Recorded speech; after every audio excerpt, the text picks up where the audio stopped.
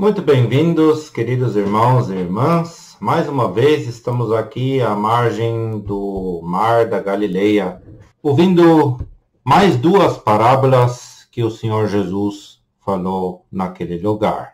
Estamos nos ocupando já algumas sessões com essas 8 parábolas em Mateus 13. E hoje nós queremos ver a parábola número 3, que compara o reino dos céus a um grão de mostarda, e a parábola 4, que compara esse mesmo reino dos céus a um fermento na massa.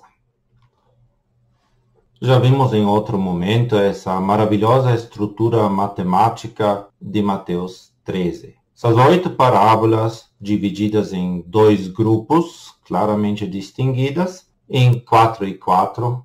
Essas 4 parábolas de cada lado divididos em uma parábola mais 3, ou em 3 mais uma, sendo que a primeira é introdutória, a última do escriba é uma parábola que resume, de certa forma, as 8 parábolas e mostra o que devemos fazer com esse conhecimento. Nós já nos ocupamos no primeiro grupo de 4 com a parábola do semeador, muito conhecida, e com certeza descobrimos ali algumas coisas que talvez eram novas para nós, que passavam daquela história simples que nós tínhamos em mente da escola dominical. Essas 3 parábolas, então, eram subdivididas em uma e mais uma parábola dupla. E no segundo grupo, depois, também temos uma parábola dupla mais uma, que são internamente ligados. E aqui também a parábola do joio e do trigo, ou da parábola do joio, como dizem os discípulos, nós vimos que ela abrange toda a evolução do reino dos céus, do início até o seu fim. E nós vimos que essa evolução, na superfície, aquilo que aparenta ser, aquilo que se manifesta para fora, não era uma evolução positiva, boa. Agora nós temos as 2 parábolas que se seguem, que tomam alguns aspectos dessa evolução do reino dos céus, também dessa evolução exterior do grão de mostarda e a parábola do fermento. Vimos também que essas parábolas formam pares, a primeira com a última, a segunda com a da rede lançada ao mar e assim por diante. Contudo, agora queremos nos ocupar com a parábola do grão de mostarda, que vira uma árvore, que tem uma ligação interna com a 6ª parábola, a parábola do grão de areia, que vira uma pérola. O grão de areia não é mencionado, mas é embutido no processo da formação da pérola. E também queremos ver a parábola do fermento. Muito bem, então, nessa panorâmica das 8 parábolas de Mateus 13, nós vimos a estrutura de todo o capítulo de Mateus 13, já numa das primeiras palestras. Vimos que o Senhor Jesus faz uma introdução, ele se assenta junto ao mar, ele entra no barco e fala às multidões. Vimos a parábola do semeador, que serve de base, de preparação para todas as demais parábolas. Nós temos visto os discípulos fazerem uma pergunta a respeito do porquê das parábolas e o Senhor Jesus explica.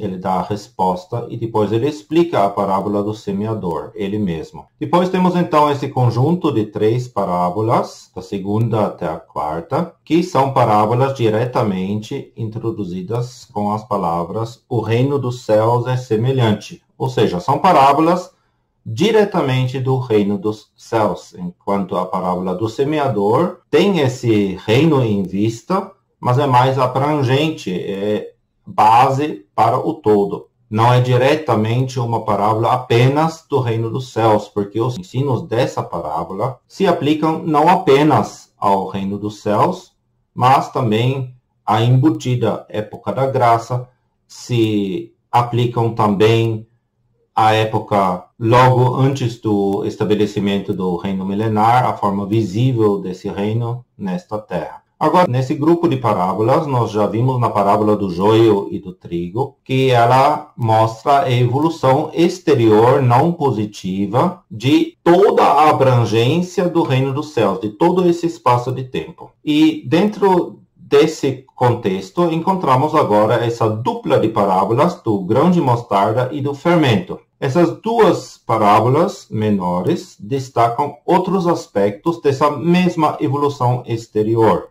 E nós veremos e verificamos outra vez que essa evolução não é positiva. Essas duas parábolas não entram em contradição com a segunda. E eu menciono isso desde já porque nós temos na história muitas explicações por irmãos que tinham uma relação íntima com o Senhor e ainda assim não compreenderam que a evolução mostrada nessas duas parábolas não é uma evolução positiva. Interpretaram elas como algo positivo. A evolução exterior tem aparência de bom, de positivo, mas não é. Depois nós temos a segunda parte do capítulo, onde temos a evolução interior do reino dos céus, numa dupla de parábolas com uma terceira, formando novamente um bloco de 3, antes que venha uma pergunta do Senhor Jesus, respondida pelos discípulos, e ele toma essa resposta para dar um ensino a respeito da propagação do reino dos céus por meio da parábola do escriba instruído. Hoje, então, o tema são as parábolas do grão de mostarda, nos versículos 31 e 32, e da parábola do fermento, no versículo 33. Repetimos mais uma vez que a parábola do semeador é a chave para a compreensão de todas essas parábolas, e por isso recomendo que quem está vindo apenas agora, caindo nesse episódio sobre Mateus 13, a essas pessoas recomendo que assistam também o vídeo que fala sobre a parábola do semeador, para que tenham também essa base, essa preparação necessária para a compreensão dessas demais parábolas. E é algo importante porque o próprio Senhor Jesus, ele afirmou isso em Marcos capítulo 4, versículo 13, dizendo: não percebeis esta parábola, justamente essa do semeador? Como, pois, entendereis todas as parábolas? Então, o próprio Senhor, ele nos diz com essas palavras aqui, vocês precisam entender a parábola do semeador para terem a chave para a compreensão das demais parábolas. As parábolas 1 a 4 contemplam, por um lado, a parábola do semeador e do joio, que nós já vimos. Elas também formam, de certa forma, um grupo em si, porque apresentam uma visão individual. Focam mais no indivíduo, no cada um, naquele, em você, em mim. Enquanto a parábola do grão de mostarda e a parábola do fermento, parábolas 3 e 4, elas visam não tanto o indivíduo, mas o coletivo formado por esses indivíduos. Dentro desses grupos, então, as parábolas 2 a 4, parábola do joio, no meio do trigo, a parábola do grão de mostarda e a parábola do fermento, mostram-nos o caráter público e visível do reino dos céus. Aquilo que se manifesta para fora, aquilo que é perceptível também para alguém que olha totalmente de fora. Nós já vimos que na época de hoje, o reino dos céus abrange basicamente a mesma área, tem a mesma extensão daquilo que nós conhecemos como a cristandade. E a cristandade, ela tem um caráter público visível que ela mostra para fora, por exemplo, para o muçulmano, para o hindu, para qualquer um que não seja da confissão ou profissão cristã. E esse caráter público visível que se manifesta para fora nos é apresentado nessas 3 parábolas. São, portanto, uma apresentação histórica. Nos mostram também alguns princípios importantes para o nosso andar prático, porque daquilo que nós vemos aqui, essas características públicas, visíveis, perceptíveis, nos colocam sob responsabilidade de andarmos em nosso andar prático de uma forma que individualmente demonstremos as características verdadeiras que o Senhor Jesus, que Deus, gostaria de ver manifestos nos súditos do seu reino. Já que a grande maioria não demonstra isso, ele gostaria de ver isso manifestado no indivíduo, em você e em mim. Os princípios válidos no reino dos céus, e isso nós já vimos claramente na parábola do joio no meio do trigo, quando os servos fazem aquela pergunta, que depois que vamos arrancá-lo, e o Senhor diz, não, para que ao colher o joio não arranqueis também o trigo com ele, deixai crescer ambos juntos. Temos visto e verificado que é um princípio diferente dos princípios válidos no âmbito que é chamado de igreja, o conjunto de todos os verdadeiros salvos, de todos aqueles que não são apenas professos, mas que de fato têm vida, que têm uma relação viva com o Senhor Jesus. E dentro desse âmbito da igreja, não vale o princípio não julgueis para não serdes julgados, que é um princípio válido para o reino dos céus, Mateus 5, 6, 7. Mas na igreja, o princípio é justamente o contrário. Aí deve ser julgado, o mal deve ser julgado, disciplinado e tirado para fora. O Senhor, ele se dirige às multidões, por enquanto, nessas parábolas. Ele está lá, naquele lindo lago de Genezaré, que está atrás de mim, e o Senhor está dentro desse barco, falando a partir do lago, se dirigindo às multidões. Contudo, a explicação, ou as explicações das parábolas, ele concede apenas aos seus discípulos. E isso está de plena concordância com algumas passagens das Escrituras. Já vimos no Antigo Testamento, nos Salmos, que o segredo do Senhor é para aqueles que o temem. E em 1 aos Coríntios, capítulo 2, versículo 14, nós lemos, ora, o homem natural não compreende as coisas do Espírito de Deus. Por quê? Porque lhe parecem loucura e não pode entendê-las, porque elas se discernem espiritualmente. Então também essa passagem de 1 aos Coríntios, onde o apóstolo Paulo, guiado pelo Espírito Santo, nos diz essas palavras, ele confirma que Deus não nos revela, que o Espírito de Deus não pode revelar ao homem natural as coisas espirituais. A grande multidão, ela consegue ouvir essas parábolas, ela consegue até distinguir dentro dessas parábolas alguns princípios morais importantes, e isso tem sido também a influência do cristianismo nos países chamados cristãos. Por mais que tenham degenerado, por mais que tenham entrado em ruína, por mais que haja decadência nesses países, ainda assim a legislação, por exemplo, em sua base, em seu fundamento, porta certas características morais provenientes do ensino do cristianismo. E isso faz com que haja uma certa preservação, uma certa ordem ainda nessas legislações, nesses países, embora está sendo corroído cada vez mais, se desenvolvendo para um estado que prepara o solo para, finalmente, no futuro, o governo da besta e do anticristo e de suas influências malignas. É óbvio que Satanás não gosta desse elemento preservador, mas também, aqui 1 aos Coríntios 2, 14, afirma ainda algo a mais.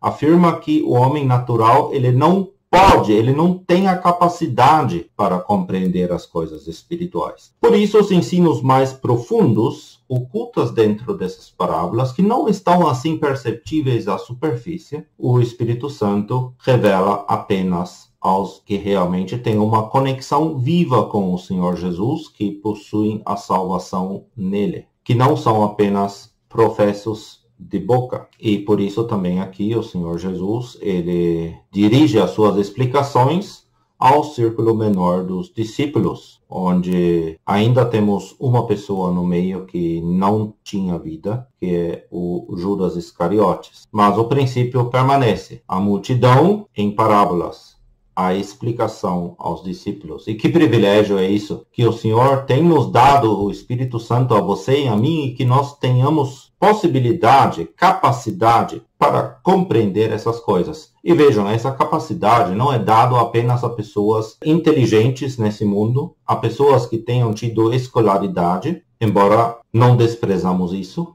Isso ajuda e ajuda muito para compreender um capítulo da Bíblia, um texto da Bíblia, para analisar mais a fundo um texto bíblico. Mas para compreendermos os princípios espirituais por detrás, é necessário ter o Espírito Santo. Sem ele, esses princípios não são compreensíveis para o espírito do homem natural. E isso significa que, por exemplo, uma pessoa que não tem muito estudo, que tem até dificuldade de discernir um texto bíblico, mas que é um verdadeiro salvo, quando ela tem a humildade de se colocar no seu lugar e reconhecer, eu não tenho talvez a capacidade para compreender assim, eu tenho até dificuldade de leitura, mas quando então essa pessoa tem a humildade de buscar instrução nas fontes que Deus nos tem dado, que o cabeça da igreja, o Senhor de sua casa, o Senhor Jesus Cristo, tem dado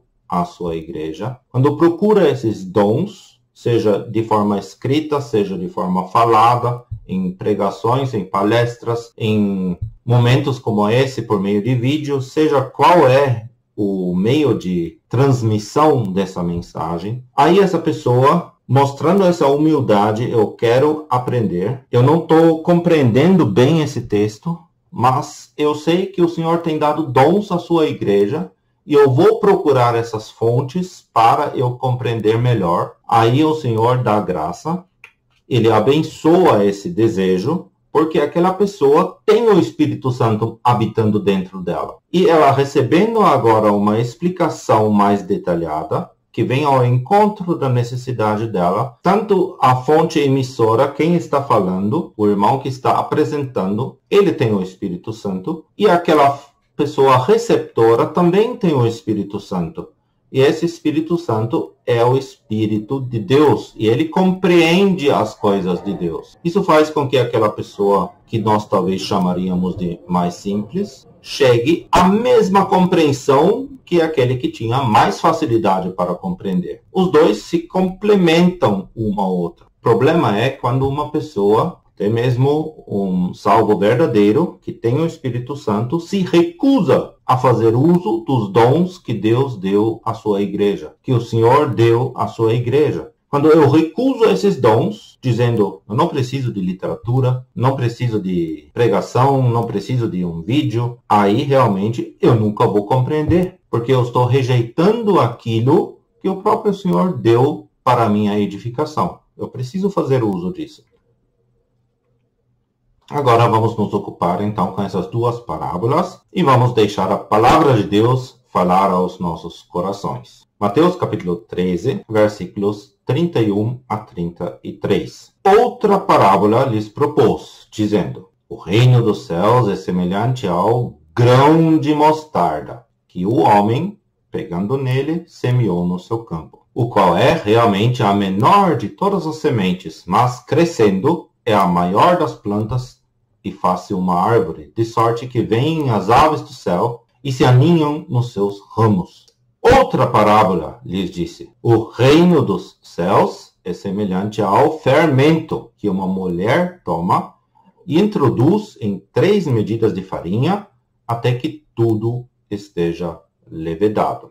E eu gostaria de aproveitar esse slide para apenas destacar algumas expressões nesse texto. Depois nós vamos entrando mais nos detalhes e no significado também dessas expressões. Primeiro, já vimos antes essa expressão outra parábola, uma outra ao lado da primeira, de igual qualidade, lhes propôs, colocou de lado, colocou ao lado em paralelo, mostrando, portanto, a mesma coisa ou partes da mesma coisa por um outro ângulo de vista, por um outro enfoque, dando uma outra ênfase, destacando um outro item, e isso temos também no versículo 33, outra parábola. Vemos que as duas parábolas aqui são também parábolas do reino dos céus, igual a parábola do joio no meio do trigo, comparado então a um grão de mostarda e a um fermento. E temos uma semelhança com as primeiras duas parábolas, que também ali temos a semeadura e o campo e o homem. Todos esses símbolos já vimos. O homem, o próprio Senhor Jesus,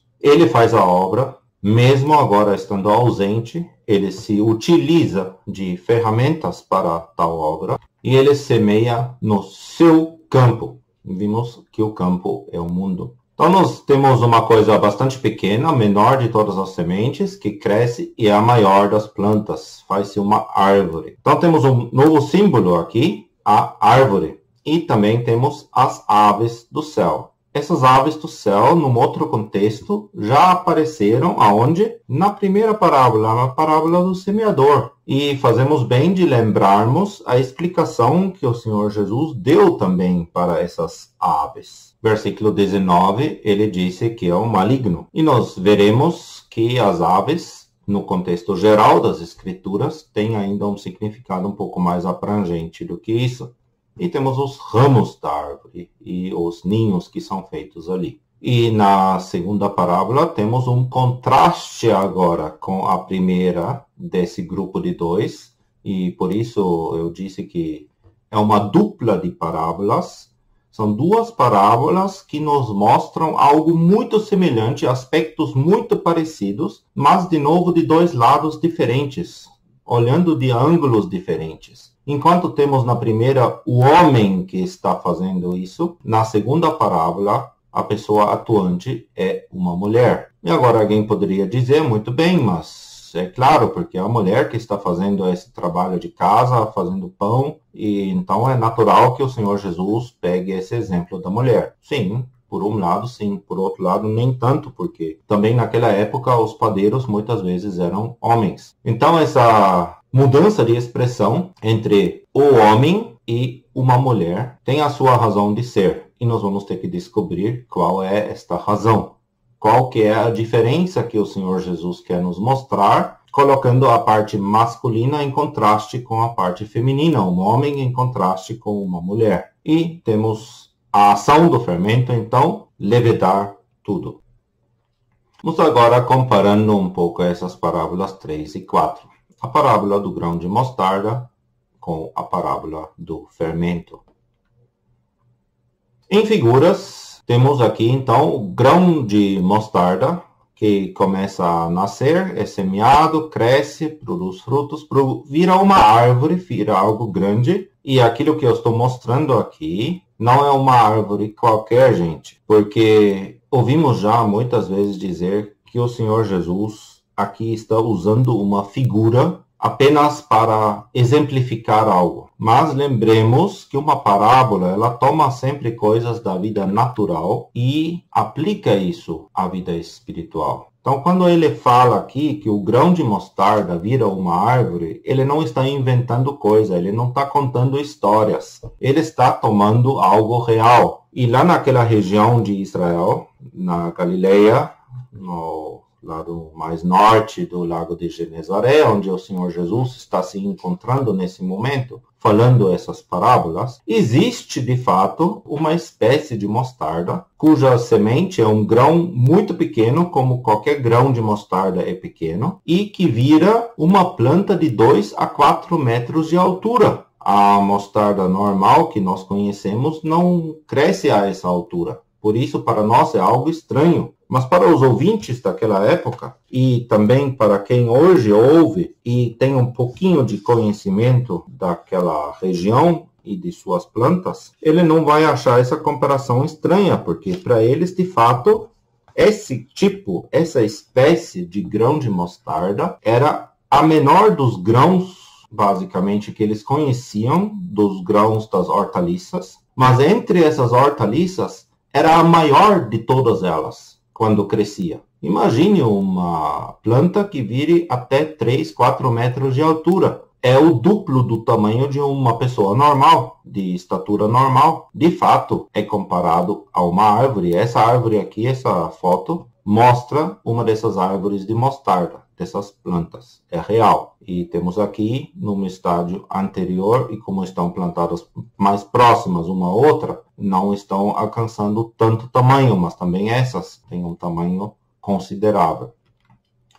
Na segunda parábola do fermento, temos um processo que todo mundo de nós conhece também. O fermento, um produto que você introduz na massa e ela faz maravilhosamente a massa crescer. está escondida dentro da massa, você não enxerga mais, mas você vê os efeitos. A massa começa a ter bolhas de ar, ela aumenta em volume e depois, no pão pronto, assado, quando essa massa foi exposta ao fogo, dentro do pão, dentro da massa, se vê também essas bolhas de ar que deixam o pão mais fofo, mais solto, mais airoso. Então esse é um exemplo bastante conhecido. E o Senhor Jesus, ele usa esses dois exemplos naturais para dar significados espirituais. O que ambas as coisas têm em comum é que algo minúsculo leva a um resultado surpreendente.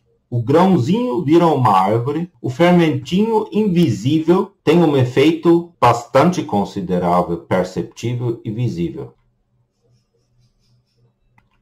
Nessa visão panorâmica, nós vemos de novo que a evolução, e isso o Senhor Jesus faz claro nessas parábolas, não é positiva, mas sim é uma evolução negativa.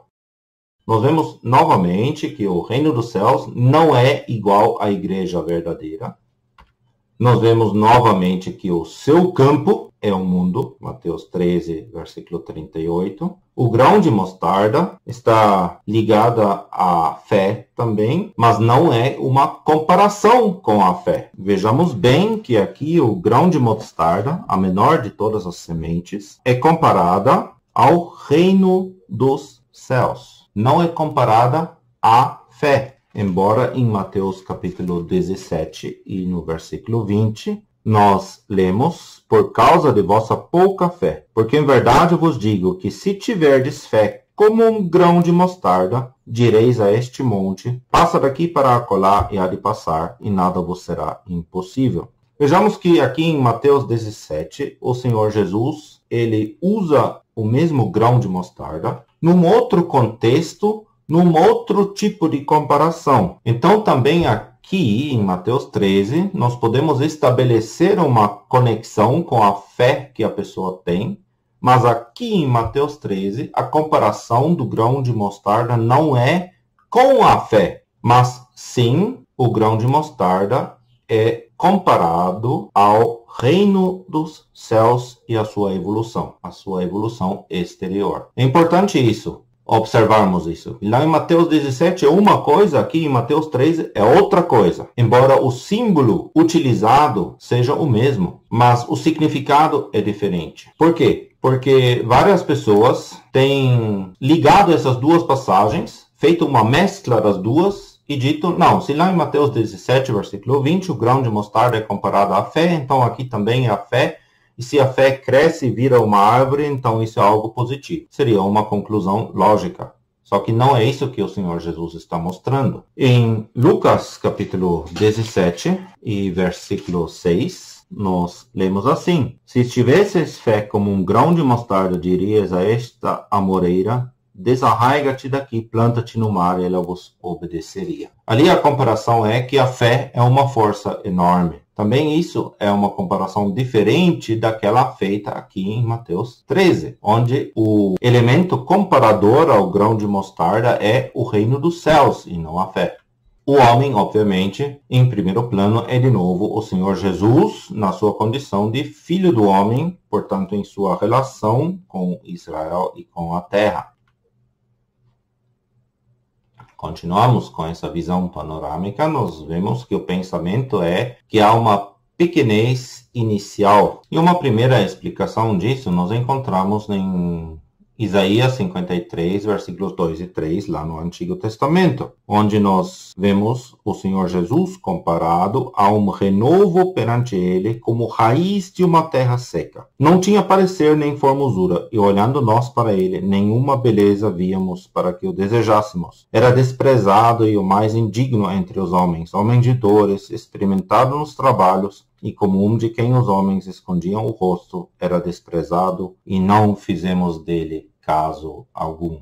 Algo pequeno, um renovo, uma raiz, nada que chamasse a atenção. Assim era o reino dos céus em seus inícios. Algo verdadeiro, algo genuíno, algo que tem a sua raiz, o seu primeiro broto no próprio Senhor Jesus, que não tinha essa aparência exterior, algo que para os homens olhando de fora parecia insignificante. O Senhor Jesus não chamava a atenção das pessoas. Ele até era desprezado. Ele era um homem de dores, experimentado nos trabalhos. Ele sofria neste mundo. Os homens tinham vergonha dele, escondiam o rosto, era desprezado, não se fazia dele caso. Mas ele era como esse grão de mostarda pequenininho. E o reino dos céus começa, como já vimos em outro episódio dessa série, com o Senhor Jesus, que estava visivelmente aqui na terra entre os homens. Então ali temos esse início pequeno, esse início em sua aparência exterior, insignificante. Os homens não reconheciam a significância verdadeira desse grão de mostarda do Senhor Jesus que ele tem.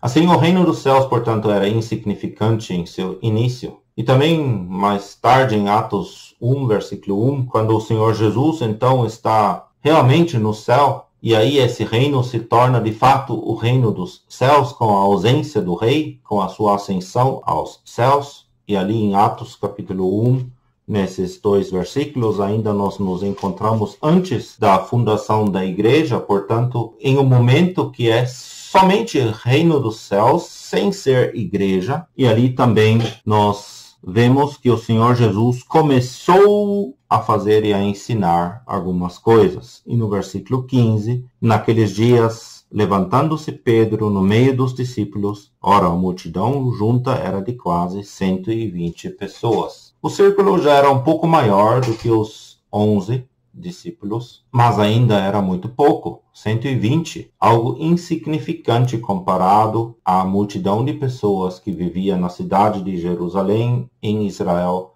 no reino romano, na terra inteira. Deus, ele começa a obra de uma forma boa, positiva. Contudo, o ser humano, o homem, quando isso é entregue à responsabilidade do ser humano, ele estraga tudo. Ele vai de mal a pior. Agora vamos aos símbolos que encontramos nessas parábolas. Primeiramente, então, na parábola do grão de mostarda. Símbolo da árvore. Nós já vimos o homem, já vimos o campo em outros momentos, e aqui tem o mesmo significado, basicamente. Então, a árvore é um símbolo novo nessa parábola. A árvore, em Ezequiel, capítulo 31, e versículos 3 a 9, o reino da Assíria é comparado a uma árvore. Em Daniel, capítulo 4, versículos 10 a 12 e 20 a 22, o rei Nabucodonosor também é comparado a uma árvore. Em Ezequiel 31, versículo 8, outros reinos, além da Assíria, também são comparados a árvores. E em Ezequiel 17, versículos 22 a 24, o próprio reino milenar também é comparado a uma árvore. Portanto, nós vemos que o símbolo da árvore nas Escrituras é um grande poder, é uma potência na terra. Seja um reino, seja um rei, que simboliza o seu próprio reino, sejam vários reinos juntos, ou seja também o reino milenar. E nós vemos já aqui nessas comparações, todos eles comparados a uma árvore, nós vemos símbolos mais negativos, símbolos que eram negativos se tornaram mais positivos, símbolos negativos de forma geral de novo, mas também um símbolo bastante positivo. Ou seja, a árvore em si é um símbolo nas escrituras que é neutro. A árvore em si ainda nos não dá uma indicação se aquilo é positivo ou negativo. E aqui nessa parábola, nós temos também essa transição de algo positivo no seu início, mas que vira algo negativo em seu estado final.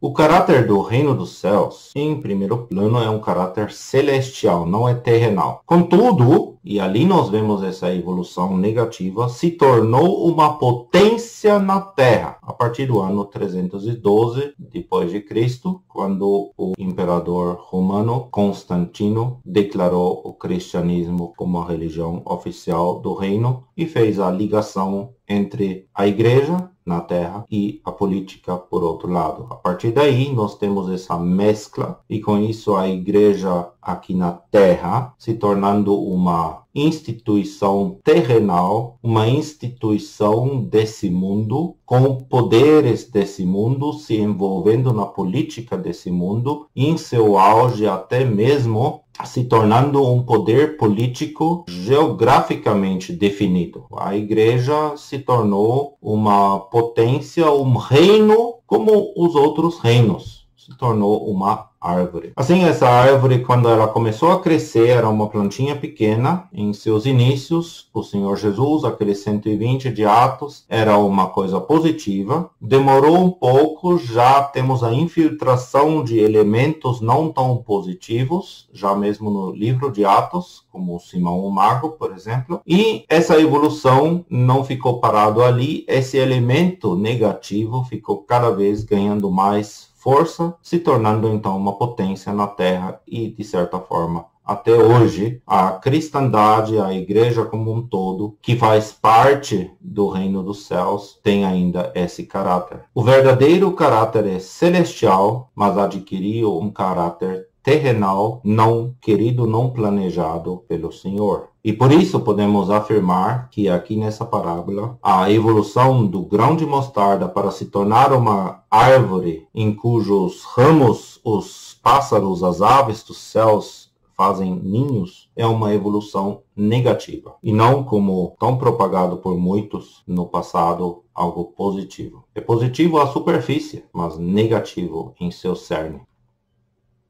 As aves do céu, já tivemos esse símbolo também, já mencionamos isso. E em Mateus 13:19, o próprio Senhor Jesus disse que o maligno é Satanás, é o diabo. E em Marcos 4 e Lucas 8 nos dão as mesmas explicações. Mas, em analogia com o Antigo Testamento, podemos também ver um outro significado adicional. Além de ser o maligno, Satanás e os seus anjos, também as aves dos céus são comparados a poderes secundários, que encontram ali refúgio e proteção, como, por exemplo, no reino da Assíria ou no reino do Nabucodonosor, onde isso fica muito claro, o seu reino abrangia muitos outros reinos que ele incorporou no seu reino, que encontraram refúgio e proteção naquele reino babilônico que encontrou seu auge nesse rei poderoso Nabucodonosor. O símbolo em si, novamente, não avalia moralmente se isso é espiritualmente bom ou ruim. O contexto nos fornece isso. Apenas mostra uma evolução histórica, historicamente visível. Aquilo que é observável, que é perceptível do lado de fora.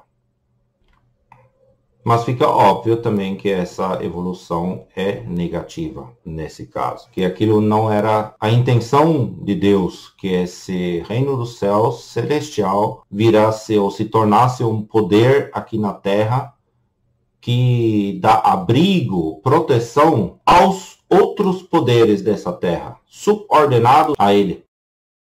A evolução não era intencionada por parte de Deus, são desvios dos planos de Deus.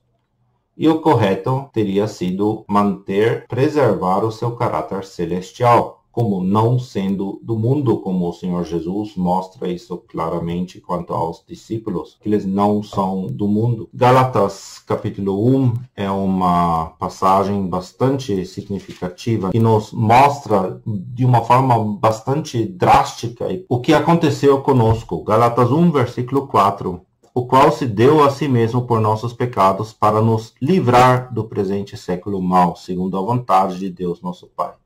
A palavra livrar aqui literalmente é arrancar, tirar a forças. É assim que Deus fez conosco, ele nos sacou, ele nos arrancou desse mundo. E aí esse reino dos céus, com seu caráter celestial, abrangendo pessoas que são apenas professos, se tornou algo que tem raízes de novo neste mundo. Isso era algo totalmente não intencionado por Deus. A vocação nossa é celestial e não terrenal. E ali entra agora aquilo que falamos lá no início, que essas parábolas nos dão, a partir dessa evolução histórica exterior que o Senhor Jesus está mostrando, indicações, dicas importantes para o nosso andar prático. Deus quer ver em você e em mim as características verdadeiras desse reino dos céus. Nós que confessamos ser salvos, que temos vida eterna, que temos essa ligação com o Senhor Jesus e com Deus, Ele quer que não vivamos como sendo do mundo, que não vivamos como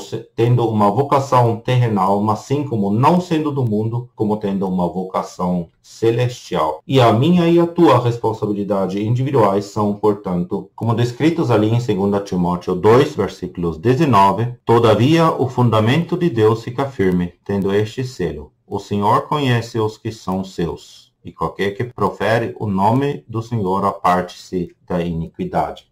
É isso que Deus quer. Se você profere, e se eu professo também o nome do Senhor, que nós nos apartemos da iniquidade, que vivamos como sendo verdadeiros súditos nesse reino dos céus. Hebreus 13, versículos 11 a 14 também nos mostra isso, porque os corpos dos animais cujo sangue é pelo pecado trazido pelo sumo sacerdote para o santuário são queimados fora do arraial. E por isso também Jesus, para santificar o povo pelo seu próprio sangue, padeceu fora da porta. Responsabilidade nossa, individual, tua e minha, é o quê? Saiamos, pois, a ele fora do arraial, levando o seu vitupério, porque não temos aqui cidade permanente, mas buscamos a futura. Deixemos falar essas palavras da própria palavra de Deus aos nossos corações. Comparamos isso com o estado em que a cristandade se encontra. Comparemos isso com as eventuais atividades que estamos fazendo. Estamos nos envolvendo de uma forma ou de outra na política desse mundo, por exemplo? Será que isto é a vontade de Deus para conosco? Nós que somos cidadãos celestiais, Hebreus 13, 11 a 14 mostra isso de forma bastante clara. A responsabilidade é saiamos, pois, a Ele. E se nós nos encontramos num sistema religioso humano aqui na Terra, que tem essas ligações em sua estrutura eclesiástica, será que então o meu lugar está dentro desse sistema? Será que isso corresponde à vontade de Deus? Será que o Senhor Jesus, que é rei nesse reino dos céus, com seu caráter celestial, se identifica, se faz com essa maneira de agir? Ou não valeria também, então, para você e para mim, essa palavra? Saiamos, pois, a Ele. Não interessa o que as pessoas pensam, interessa o que Ele pensa. Portanto, essa parábola do grão de mostarda, ela nos conclama a separação a Ele. Não pelo conteúdo da própria parábola, mas pelas conclusões que podemos tirar dessa evolução não intencionada que temos visto nessa parábola. Separação a Ele. A evolução negativa e não positiva agora na parábola do fermento. E ali ela fica mais clara ainda, embora até mesmo para essa parábola algumas pessoas bem intencionadas, pessoas que amavam o Senhor, foram enganados e pensaram também ali numa evolução positiva. Mas a evolução é negativa, não positiva. O reino também aqui não é idêntica com a igreja verdadeira. Os princípios são diferentes. Nesse reino dos céus, aqui na terra, naquilo que se manifesta aos olhos dos homens, nós temos essa evolução, essa operação do fermento, e nós sabemos, já antecipando a partir das escrituras, que o fermento é sempre na Bíblia uma figura negativa, uma figura do pecado e de seus efeitos. E que esse é um efeito que Deus não tolera na igreja verdadeira. Ali o pecado deve ser tirado e não deixado para crescer a massa, para isso virar algo maior. Nem na parábola do grão de mostarda, nem aqui na parábola do fermento, Nenhuma nem outra é um exemplo do Evangelho que cresce e toma um rumo global, alcançando as pessoas neste mundo. Isso é um ensino que não encontramos nas Escrituras. E comparar o fermento ao Evangelho, por exemplo, é algo totalmente fora do contexto das Sagradas Escrituras. Na Escritura, fermento sempre é uma figura do pecado. Portanto, aqui nós temos mais a evolução moral interior, mas que é visível para fora. E por isso faz uma dupla com a outra parábola do grão de mostarda. As três parábolas comparadas. A parábola do joio mostrou a evolução do reino dos céus, do início até ao seu fim, abrangendo todo o reino dos céus. Já o grão de mostarda mostra o reino dos céus, desde o seu início do plantio ali, do grãozinho pequeno, até ao seu auge de poder visível nesta terra, não intencionado. Já o fermento mostra mais a evolução a partir do capítulo 2 de Atos, a formação da igreja, até Apocalipse 17 e 18, onde a falsa igreja, aquilo que sobra depois do arrebatamento, aqueles que haviam uma profissão, mas não vida verdadeira, que foram separados no momento do arrebatamento, quando apenas os verdadeiros, os que têm vida de verdade, foram levados para estarem com o Senhor, os outros ficaram e ali são julgados, justamente por causa de seus pecados, da introdução desse pecado, desse fermento que fez a massa crescer tanto.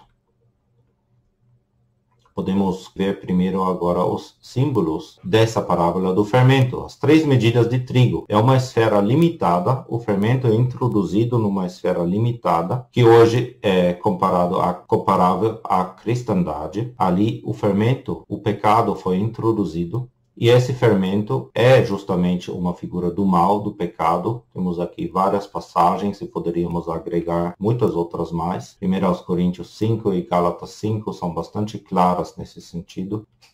O fermento não é uma figura do Evangelho e nem da igreja ou de algo positivo, o que seja que for. E temos aqui a figura da mulher, que já mostrei no texto bíblico, em comparação com o homem na primeira parábola. Por que aqui temos uma mulher? Porque o Senhor Jesus usa essa figura, e não a figura masculina do padeiro. A mulher nas Escrituras, já no Antigo Testamento, muitas vezes, ou de forma geral, nos mostra a posição e a profissão. E é justamente isso que está sendo focado aqui.